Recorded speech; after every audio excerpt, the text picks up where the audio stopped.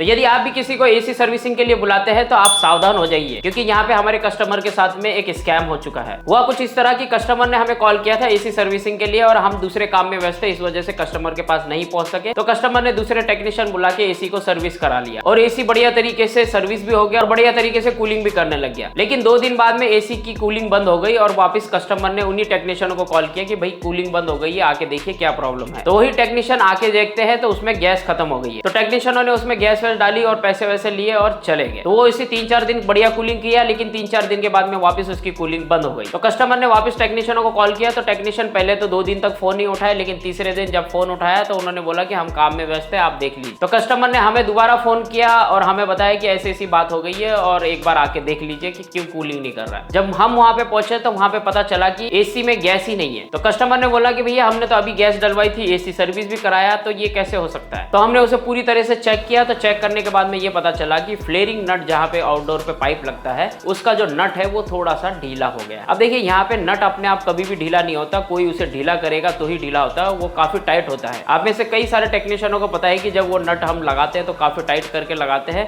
और जब उसे खोलना पड़ता है तो काफी ताकत लगती है उसे खोलने में। तो हमने जब उसे चेक किया तो वहां पे लीकेज पहले पता चली, लीकेज से ही हमें पता चला कि फ्लेयरिंग नट की जो है चूड़ी थोड़ी सी ढीली हो गई है, जिसके वजह से वहां से गैस लीक हो गई है। तो इस तरह का हमारे कस्टमर के साथ में स्कैम हो गया है और दोबारा वापस उसी टेक्नीशियन को कॉल किया तो उन टेक्नीशियनों ने फोन नहीं उठाया। अब आप में से काफी सारे फ्रेंड बोलेंगे तो ये स्कैम कैसे हुआ, एसी सर्विस करते समय शायद ऐसा हो गया होगा, पाइप हिल गई होगी। तो देखिए पाइप हिलती है तो वो समझ में आता है, लेकिन फ्लेयरिंग नट अगर एक चूड़ी भी लूज हो जाती है, जब आप उसके ऊपर टेफ्लॉन टेप लगा के उसे कसते हैं तो वहां पे निशान पड़ जाता है, जिससे अगर कोई लूज भी करता है तो हर टेक्नीशियन को पता चल जाता है कि इसकी एक चूड़ी वापस खुली है। तो उसी तरह से हमने जब लीक चेक करी तभी हमें पता चला कि इसे थोड़ा सा लूज किया गया। तो इस तरह से स्कैम हुआ है। हालांकि इसका कोई वीडियो रिकॉर्डिंग नहीं है, ना ही कोई प्रमाण है, लेकिन जिस तरह से हमने जांच करी तो हमें पता चला और लेकिन बाद में उन्हीं टेक्नीशियनों ने कॉल उठाना बंद कर दिया। हालांकि मैंने भी अपने नंबर से कॉल किया तब भी उन्होंने वो कॉल नहीं उठाया। तो इस तरह का स्कैम हमारे कई कस्टमरों के साथ में होता है। अगर आप में से जिनके यहाँ पे भी एसी लगा हुआ है और अगर आप एसी सर्विसिंग के लिए टेक्नीशियन को बुलाते हैं तो आपको भी कुछ सावधानियां रखनी पड़ेगी। जब भी आप अपने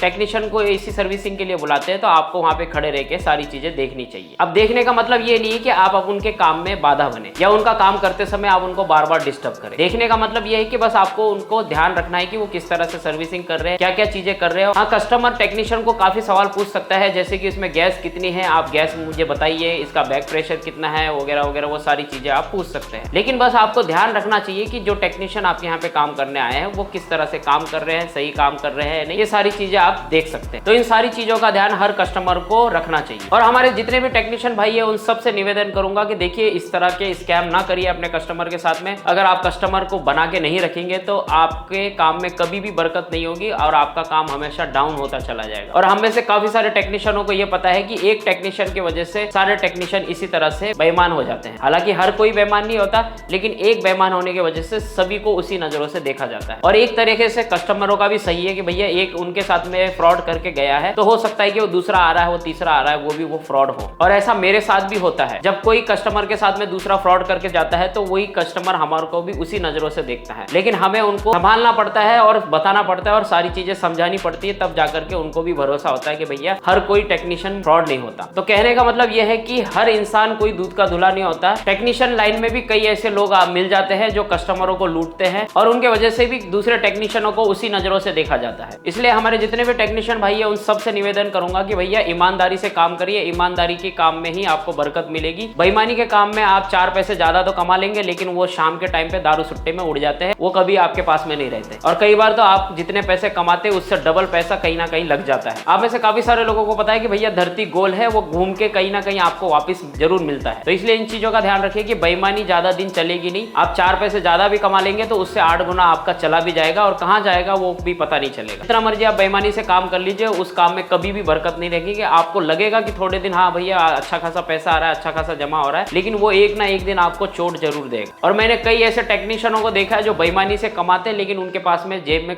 एंड टाइम पे कभी भी पैसे नहीं रहते, वो फिर भी दूसरे लोगों से मांगते फिरते हैं जब उनके ऊपर कोई मुसीबत आती है। तो इसलिए उन सभी टेक्नीशियनों से कहना चाहूंगा कि अगर इस तरह से काम करते तो छोड़ दीजिए। और हमारे जितने भी नए टेक्नीशियन भाई है उनसे भी निवेदन करूंगा कि ईमानदारी से काम करिए और अपने कस्टमर बनाइए। कस्टमर को अच्छे से बना के रखेंगे तो आपको और कस्टमर से कस्टमर मिलते रहेंगे और कस्टमरों को हमेशा कस्टमर की तरह ही बना के रखिए। तो उम्मीद करता हूं ये वीडियो आपके लिए काफी हेल्पफुल आता है प्लीज वीडियो को लाइक कीजिए, आपका लाइक ही मेरी मेहनत का फल है। और इसी तरह के इंटरेस्टिंग वीडियो देखने के लिए हमारे चैनल को सब्सक्राइब कीजिए, नीचे लाल बटन पे क्लिक करके, और घंटी का बटन दबाइए। जब भी नए वीडियो डालेंगे हर वीडियो से आपको कुछ ना कुछ सीखने को जरूर मिलेगा। Thank you so much watching this video. मिलते हैं अगले वीडियो में। हमेशा अपना और अपनों का ख्याल रखिए। Always keep smiling. जय हिंद।